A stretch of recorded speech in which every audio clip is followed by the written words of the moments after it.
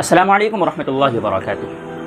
دوستو، آج میں آپ حضرات کے سامنے ایک بہت پیارا سا اور ایک چھوٹا سا واقعہ سنانے والا ہوں، جس واقعے کو سن کر آپ کی روح انشاءاللہ تازہ ہو جائے گی اور ایمان تازہ ہو جائے گا۔ وہ کہتے ہیں نا کہ جیسی کرنی ویسی بھرنی، نہ مانے تو کر کے دیکھ، جنت بھی ہے دوزخ بھی ہے، نہ مانے تو مر کے دیکھ۔ یعنی کہ آدمی جس طرح کرتا ہے ویسا ہی وہ بھرتا ہے۔ اگر برے اعمال کرے گا تو اللہ رب العزت کے یہاں بھی اس کو برے اعمال کا برا بدلہ ملے گا، یعنی کہ ٹھکانہ جہنم۔ اور اگر اچھا اعمال کرے گا تو اللہ رب العزت کے یہاں اس کو اچھے اعمال کا بدلہ جہنم کے بجائے جنت ملے گا۔ اسی ٹاپک کو لے کر میں آپ کو ایک واقعہ سنانے والا ہوں۔ واقعہ کچھ یوں ہے کہ ایک بادشاہ تھا، بہت ظالم اور بہت جابر بادشاہ تھا۔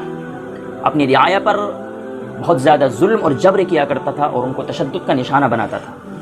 بے جا ظلم کرنا، ناحق کسی کا خون بہانا، بچوں کو، عورتوں کو اور بوڑھوں کو پریشان کرنا اس کا مشغلہ بن چکا تھا۔ یہاں تک کہ لوگ اس کے نام سے کانپ جاتے تھے اور اس کے نام سے ڈرا کرتے تھے لوگ، اتنا بڑا ظالم بادشاہ تھا۔ اچانک ایک دن اس نے اپنی رعایا کو بلایا، اپنے لوگوں کو بلایا، اپنی قوم والوں کو بلایا اور یوں کہا کہ آج سے میں آپ لوگوں پر کوئی ظلم و زیادتی نہیں کروں گا، بلکہ میں آج سے بالکل بدل گیا ہوں اور میں نے اپنے اللہ کے حضور معافی مانگ لی ہے، توبہ و استغفار کر لی ہے۔ میں آج سے کسی کا ناحق خون نہیں بہاؤں گا اور کسی پر اتنا سارا بھی ظلم نہیں کروں گا۔ اب اس کے رعایا نے یہ سمجھا کہ یہ تو شاید لگتا ہے کہ ایسے جھوٹ بول رہا ہو، کیونکہ اتنا بڑا ظالم بادشاہ اچانک کس چیز نے اس کا دل بدل دیا۔ خیر، لوگوں نے دل میں سوچا کہ چلو دیکھتے ہیں، جب وقت آئے گا تو بتائیں گے کیا واقعی بدل گیا ہے کہ اچھا بادشاہ جو تھا وہ واقعی بدل گیا تھا۔ اس نے اللہ کے حضور میں استغفار اور توبہ کر لی۔ چند مہینے گزر گئے، ایسا ہی ہوتا چلا گیا، کسی پر بادشاہ نے ظلم نہیں کیا۔ لوگ خوش ہو گئے ایک دم کہ ماشاءاللہ ہمارا بادشاہ اتنا ظلم کرتا تھا، اب وہ بالکل ٹھیک ہو گیا ہے، اب وہ کسی پر ظلم و زیادتی نہیں کر رہا۔ اب ہوتا یوں ہے، چند مہینے کے بعد ایک دربار لگا ہوا تھا بادشاہ کا۔ بادشاہ کے کسی خاص حاکم نے، کسی خاص درباری نے پوچھا، وزیر نے پوچھا کہ بادشاہ سلامت ذرا یہ بتائیے کہ پہلے آپ اتنے بڑے ظالم تھے، اچانک آپ کا دل کیسے بدل گیا، کس چیز نے آپ کا دل بدل دیا؟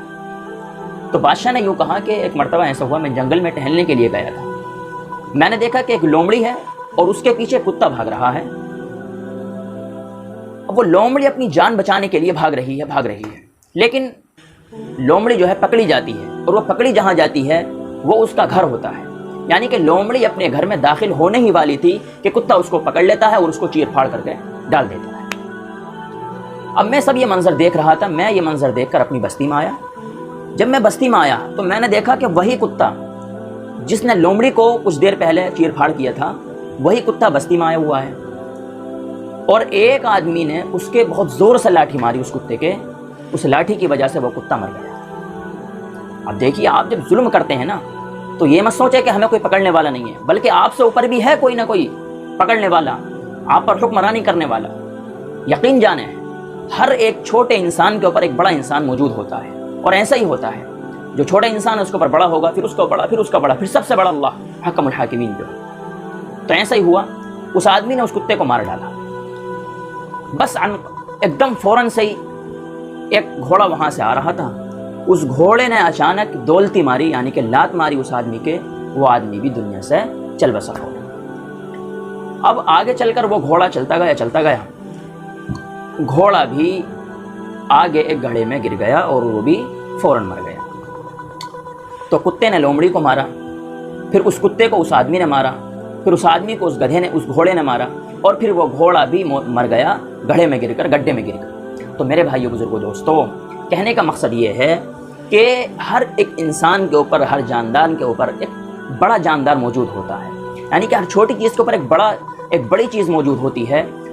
کسی کو بھی کمتر اور حقیر نہیں سمجھنا چاہیے، یہ نہ سمجھنا چاہیے کہ ہم اپنی رعایا پر ظلم کریں گے، ہم چھوٹوں پر ظلم کریں گے تو ہمارے بڑے ہم کو معاف کر دیں گے، نہیں، ایسا نہیں ہے، بلکہ اللہ رب العزت کے یہاں ہر چیز کا حساب ہوگا۔ قرآن کریم میں ارشاد کہ جو شخص بھی کسی نفس پر ذرا سا بھی ظلم کرے گا، اللہ رب العزت قیامت کے دن اس آدمی کو اس کا ضرور بدلہ عطا فرمائے۔ چنانچہ بادشاہ نے یہ واقعہ سنایا۔ بادشاہ نے کہا کہ جب میں نے یہ منظر دیکھا ہے تو میں سمجھ گیا کہ یہ جو ہے ایک چال چل رہی ہے، اللہ رب العزت نے ایک چین بنا رکھی ہے کہ جو ظلم کرو گے تو ظلم سہو گے بھی، اگر تم ظلم کرو گے تو ظلم سہو گے۔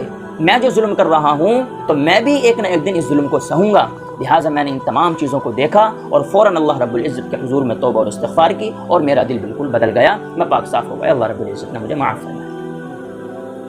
اچانک اس بادشاہ کا جو وزیر تھا خاص، اس کا دل بدل گیا. اس نے یہ سوچا کہ یہ بادشاہ تو دل بدل گیا اس کا بالکل، یہ تو اب صوفی بن گیا ہے، کیوں نہ اس کی بادشاہت پر قبضہ کیا جائے. بس اپنے دل میں وہ غلط خیال لے کر نکلا اس دربار سے. بس جس طریقے سے وہ نکلا ہوا تھا، نکلنے والا تھا، اچانک سیڑھیوں پہ سے گرا، اور گرنے کے بعد میں فوراً اس کا انتقال ہو گیا.